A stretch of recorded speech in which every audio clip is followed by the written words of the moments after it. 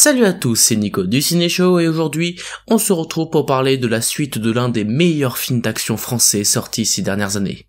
C'est parti pour Balles perdues 2. Maintenant, Lino.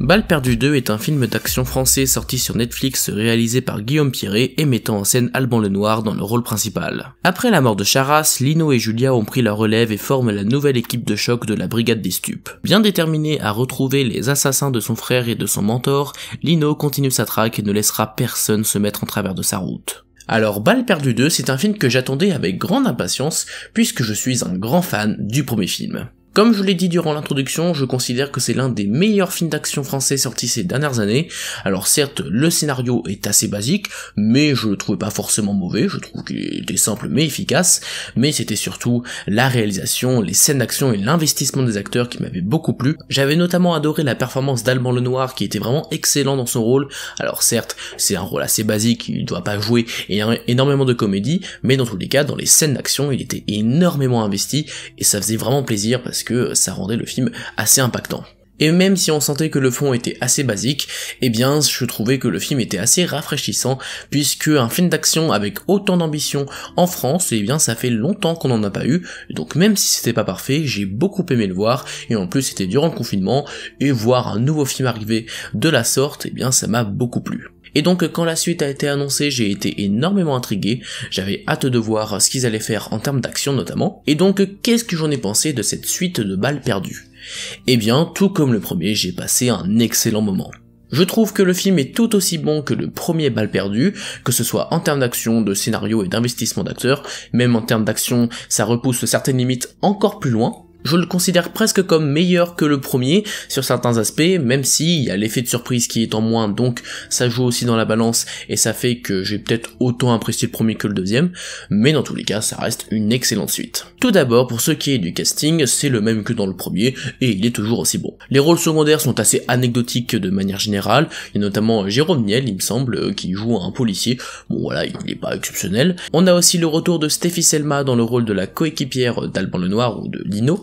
et je l'ai trouvé également plutôt sympathique, tout comme dans le premier, je trouve qu'elle est assez badass, qu'elle est assez convaincante et investie dans son rôle, donc c'est plutôt bon. Mais bien sûr, Alban Lenoir est de retour dans le rôle de Lino, et je le trouve tout autant excellent, tout autant investi dans les scènes d'action si ce n'est plus. On sent vraiment qu'il a essayé de se dépasser, tout comme le réalisateur d'ailleurs. Dans les scènes classiques de dialogue, il n'y a rien d'exceptionnel, même si il y a 2-3 travelling qui sont plutôt sympas, mais c'est surtout durant les scènes d'action que le réalisateur nous sert certains plans de caméra qui sont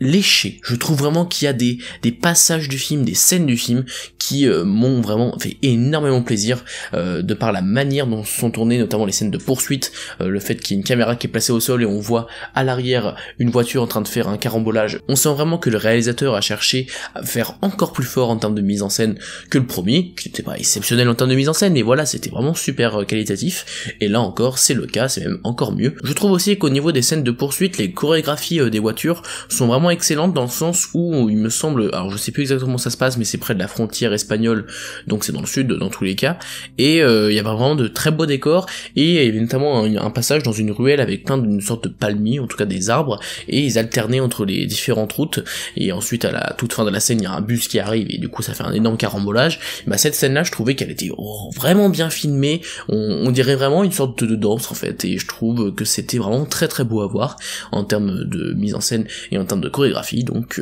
là encore c'est vraiment très réussi en termes de poursuite. D'autres rôles secondaires pour le coup sont assez oubliables, il y a notamment le nouveau méchant, je me souviens absolument pas de son nom, mais dans tous les cas il m'a pas marqué plus que ça. En termes de musique, j'ai pas noté quelque chose d'exceptionnel, ça accompagne bien le film, mais voilà, elle m'a pas plus marqué que ça. Pour ce qui est de la photographie, tout comme dans le premier, elle est pas extraordinaire, elle est assez basique, mais il y a tout de même quelques plans qui sont plutôt jolis, plutôt bien composés. Rien d'extraordinaire, mais voilà, je trouve que ce n'est pas moche à regarder, loin de là. Et pour ce qui est du scénario, bien sûr, ce n'est pas la priorité du film, je pense que vous en doutez, c'est l'important, c'est les scènes d'action, mais je trouve tout de même qu'il est plutôt correct. Alors il est vraiment excessivement basique, ça y a aucun doute là-dessus, mais il est relativement bien raconté, les personnages sont relativement attachants, en tout cas pour ce qui est de Lino et de Julia par exemple,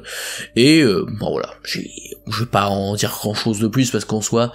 y a pas énormément de choses à dire, même si la fin du film tease du coup une potentielle suite, donc un troisième film, peut-être une trilogie, pour conclure tout ça, avec le retour d'un personnage du premier, et du coup qui laisse présager un affrontement final dans le dernier film. Mais je pense que c'est normal que le scénario soit assez basique, je pense que c'est même volontaire, que le but du réalisateur c'est avant tout de nous fournir le film d'action le plus jouissif possible, et je trouve que c'est plutôt réussi de ce niveau-là, et clairement je n'ai absolument pas vu le temps passer, ça y a aucun problème en termes de rythme, je me suis pas ennuyé une seconde, ça c'est vraiment réussi de ce côté-là, il y a aucun temps mort, même le début du film, on pourrait craindre que ça met un petit peu de temps à démarrer, je trouve pas, je trouve que ça enchaîne relativement vite. À la limite, je pourrais juste dire que la fin s'étire un tout petit peu, parce que le climax du film que vous pouvez voir dans la bande-annonce, qui, avec ces sortes de trucs en métaux, qui, du coup, dégage de l'électricité, il fait exploser la voiture, ce qui est absolument dingue d'ailleurs, ces scènes-là sont assez jouissives, c'est hyper bien fait, genre vraiment, ça a été fait pour de vrai, hein, ça se voit clairement,